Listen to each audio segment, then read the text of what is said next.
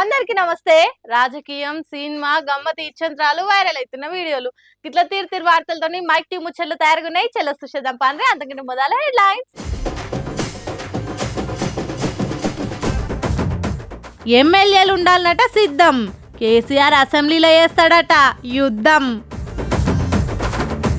నాకిష్టమైన నటుడు మోడీ అంటున్న బీజేపీ సీఎం, ప్రతిపక్షాలు అంటున్నాయి అవును నిజం.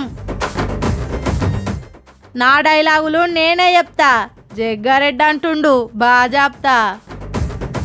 కేసీఆర్ అసెంబ్లీకి వస్తలేడు, రాష్ట్రంలో ప్రతిపక్ష లీడర్ ఉన్నట్టా లేనట్టా అని కాంగ్రెస్ పార్టీలు అంటున్నారు కదా.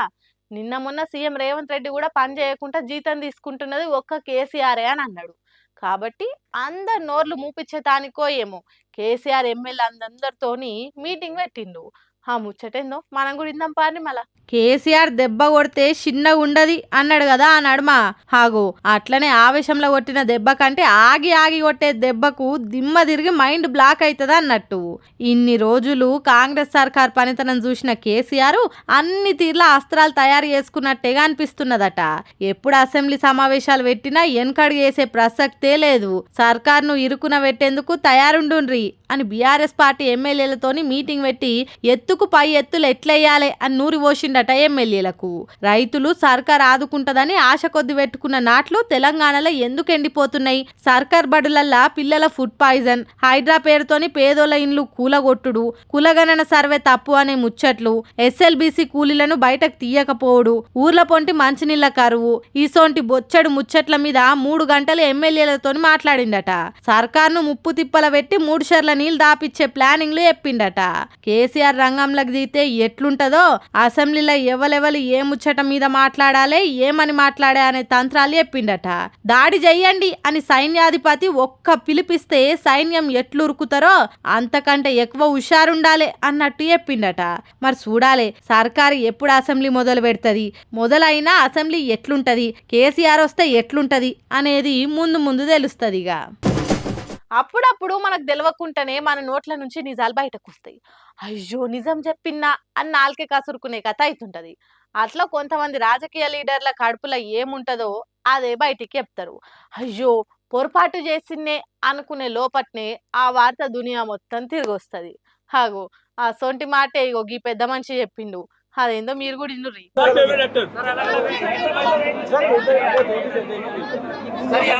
आप बताइए सर कौन सा फेवरेट एक्टर है? नरेंद्र मोदी जी। सर ये तो सर कितना बड़ा आयोजन है सर? ఇన్నరా మీకు ఇష్టమైన నటుడు ఎవరు సార్ అని రాజస్థాన్ సీఎం ని ఎవరో అడిగితే ఏమన్నాడో, నాకు బాగా నచ్చిన నటుడు నరేంద్ర మోడీ అంటున్నాడు. హాగో నరేంద్ర మోడీ అసలు సినిమాలలో నటించలేదు కదా, ఎందుకు అట్లా అన్నాడు? ఓహో ఇతగాడు ప్రతిపక్ష పార్టీ సీఎం కావచ్చు, అందుకే మోడీ తీరుగా రాజకీయాలల్లా నటన ఎవ్వరు చేయలేరు, ఆయనను మించిన నటుడు ఎవ్వరుండరు అన్నట్టు ఎత్తి పొడిచినట్టు చెప్పిండు కావచ్చని అనుకుందామా అంటే, ఇతగాడు బీజేపీ పార్టీ ముఖ్యమంత్రి అట. మరి అట్లెందుకు అన్నాడు అంటే, నటుడైనా హీరో అయినా నాకు నరేంద్ర మోడీయే అన్నట్టు చెప్పిండు కావచ్చు. ఇక దీని మీద బయట కొంతమంది సీఎం సాబ్ బరాబర్ చెప్పిను, మీ మోడీని మించిన నటుడు ఎక్కడుండడు, ఎప్పుడు కూడా ప్రెస్ మీట్లు పెట్టి విలేకరులు అడిగిన ప్రశ్నలకు సమాధానాలు చెప్పిండా, ముందుగానే రాసుకున్న ప్రశ్నలకు ముందుగానే అనుకున్న సమాధానాలు చెప్పేటందుకు నరేంద్ర మోడీ మస్తు నటించిండు, టీవీ షోలల్లో హుందాగా ఉన్నట్టు ఫోజులు పెట్టిండు. అంతేకాదు సభలల్లో మాట్లాడేటానికి కూడా ఏం మాట్లాడాలనో ముందుగానే రాసుకున్న స్క్రిప్ట్ను ముందట పెట్టుకొని నిజంగానే మాట్లాడుతున్నట్టు నటించిండు.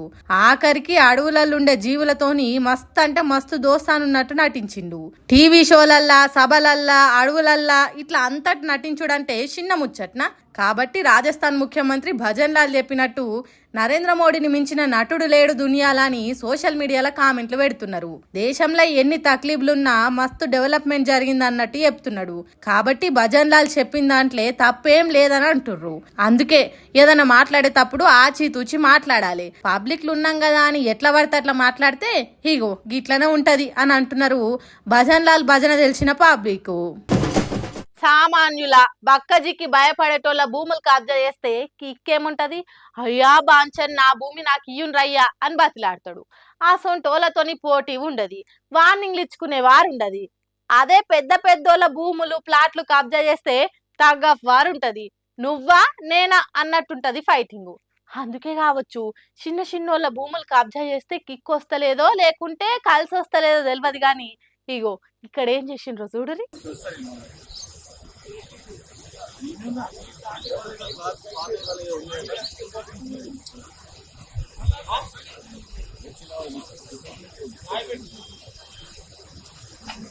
చూస్తున్నారా భూమి చుట్టూన్న ప్రహారీ గోడను ఎట్లా లేకుండా ఊలగొట్టిండ్రు. హైదరాబాద్ పట్నం మాదాపూర్ ఏరియాలున్న ఈ భూమి బీఆర్ఎస్ పార్టీ ఎమ్మెల్సీ నవీన్ రావు అనేట ఆయనదట. హాగో కంత పెద్ద లీడర్ భూమిని కబ్జా చేసిండ్రా. వాళ్ళకి ఎంత ధైర్యం, భూమి జోలికి రావాలంటేనే గజ్జు నొనకాలే. అసోంటిది ఎమ్మెల్సీ భూమిని ఆక్రమించిండ్రా అంటే వాడేదో డేంజర్ గాడే ఉన్నట్టున్నది. లేకుంటే ఓ ఎమ్మెల్సీ జాగానే మింగుదామని చూస్తాడా? వాడు కూడా పెద్ద తోపుతురుమున్నట్టున్నది.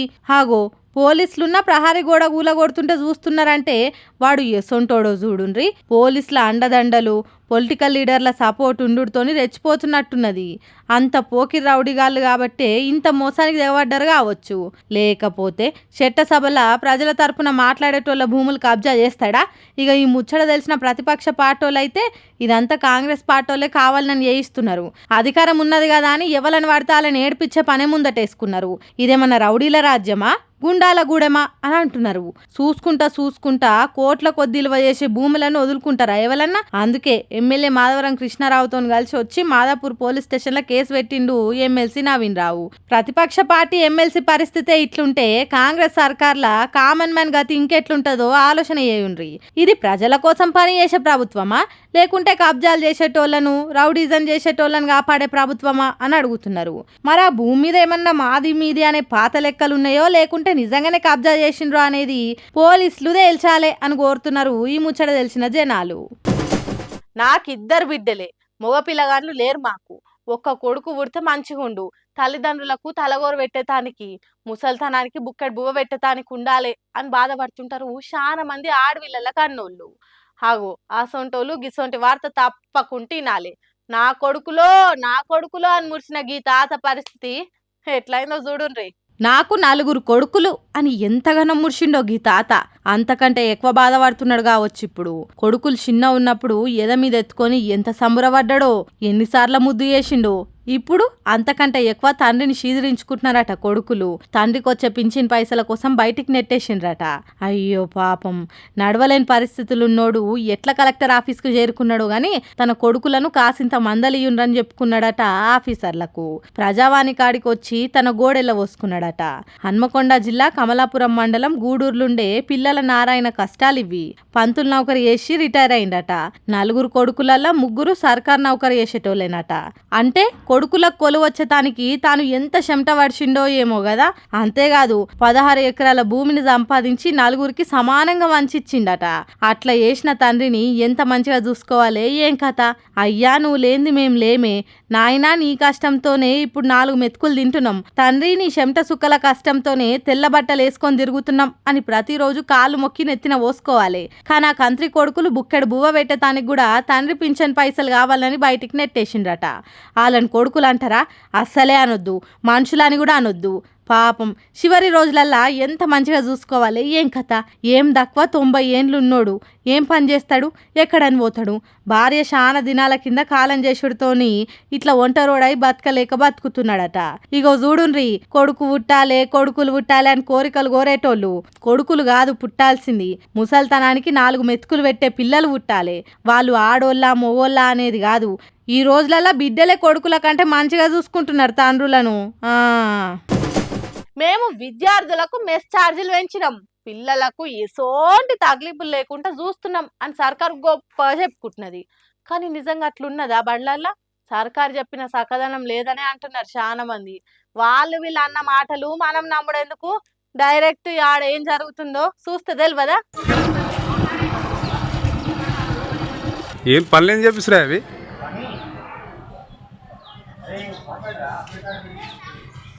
చూసిండ్రా బడిలో తాగేతానికి నీళ్లు లేకపోవడంతోని పిల్లలు ఎట్లా క్యాన్లు మోసుకొని వస్తున్నారో మినరల్ వాటర్ ప్లాంట్ నుంచి పాటలు పడుకుంటా భుజాల మీద ఎత్తుకొని ఎండలను నడుస్తున్నారు.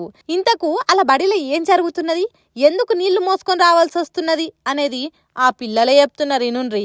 నా పేరు కే రమన్. నేను బొంగళూరు మోడల్ స్కూల్లో చదువుతున్నాను. ఇక్కడ వాటర్ ఫెసిలిటీ అనేది చాలా తక్కువగా ఉంది. అసలు వాటర్ అసలు కృష్ణ వాటర్ సప్లై అసలు లేదు. ప్రభుత్వం మమ్మల్ని అసలు పట్టించుకోవట్లేదు. దయచేసి మాకు నీళ్ళు ప్రొవైడ్ చేయాలని క్లాస్ రూమ్లో మనిషికి ₹2 వేసుకొని వాటర్ క్యాన్ బయట నుంచి తెచ్చుకొని మా క్లాస్లో పెట్టుకొని తాగుతున్నారు. అయినా కానీ నాకు వాటర్ క్యాన్ సరిపోతలేదు.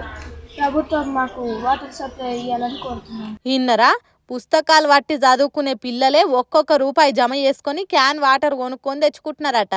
ఇబ్రహీంపట్నం మండలం బొంగళూరు అనే ఊర్లున్న సర్కార్ బడి ముచ్చటిది. సీఎం రేవంత్ రెడ్డి సారేమో మైకుల ముందట మేం సర్కార్ బడులల్లా సౌకర్యాలు పెంచుతున్నాం, రాబోయే కాలంలో సర్కార్ బడిలనే చదువుకోవాలి అన్నట్టు తయారు చేస్తాం అని చెప్తున్నాడు. కానీ ఇక్కడేమో గిట్లున్నది. ఇదేనా రేవంత్ రెడ్డి చేస్తున్న చక్కదనం అంటున్నారట ఈ బడి పిల్లల తల్లిదండ్రులు. మరి ఈ ముచ్చట సీఎం రేవంత్ రెడ్డి దాకా పోతే ఏమంటాడో, నీళ్ళొచ్చేటట్టు చేస్తాడో లేదో చూసి చూడనట్టు ఇచ్చేస్తాడో ముందు ముందు తెలుస్తుంది. జనంలో తిరిగి జనం కోసం పనిచేసిన లీడర్ల జీవిత చరిత్రలు సినిమాలు తీస్తారు. అసొంటి మనుషులని దొరకబట్టి వాళ్ళకి యాక్షన్ నేర్పి డైలాగులు చెప్పి సినిమా షూటింగ్ చేస్తారు.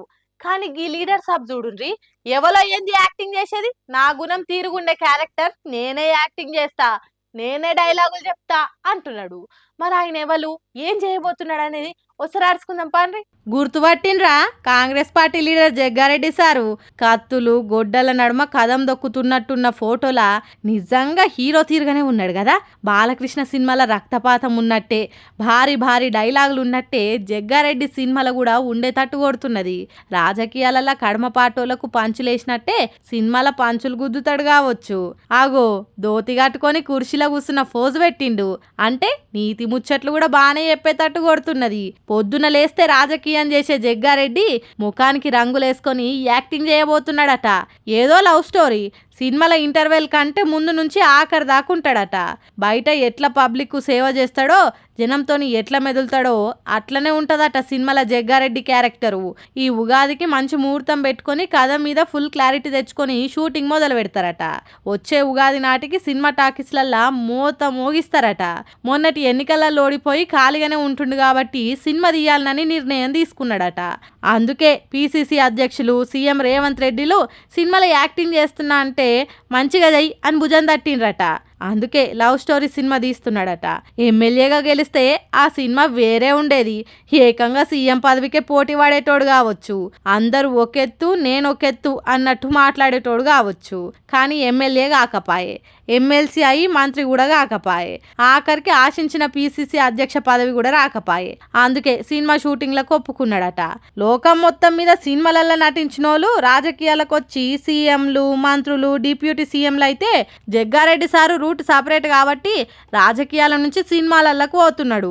ఎట్లయితేంది షూటింగ్ మంచిగా జరగాలనని, విడుదలై మస్తు హిట్ కావాలనని, రాజమౌగిలే నీతోని సినిమా తీస్తా జగ్గారెడ్డి అని జక్కన్న రావాలనని, జగ్గారెడ్డి కోసమే సపరేట్ స్టోరీలు డైరెక్టర్లు రాసుకోవాలని కోరుకుందాం. ఏమంటారు? చూసిరానులా నేను వాటికి ఇష్టం ముచ్చట్లు ఎట్లున్నాయో ఇంకిన్ని ముచ్చట్లతోటి మళ్ళీ కలుద్దాం. అప్పటిదాకా చూస్తూనే ఉన్నారు మైక్ టీవీ ముచ్చట్లు.